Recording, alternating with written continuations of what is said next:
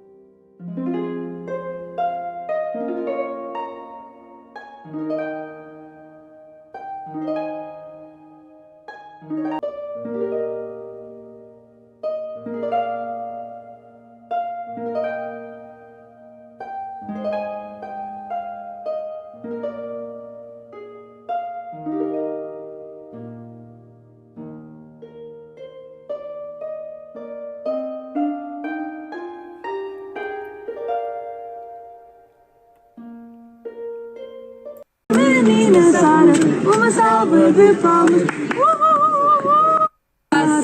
Querida, muitas felicidades, muitos anos de vida. Hoje é dia de festa, cantam as nossas almas. Para a menina Sara, uma salva de palmas.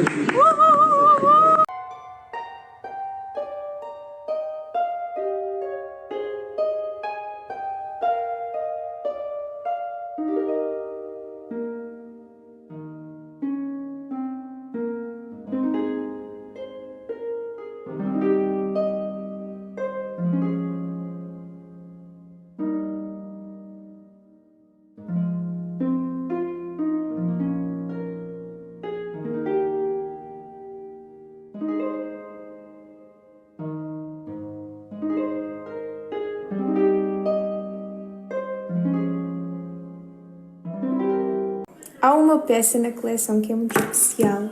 Que é qual, mãe? Eu não te vou filmar se não quiseres. Não, não quero. Mas qual é a peça? O meu casaco.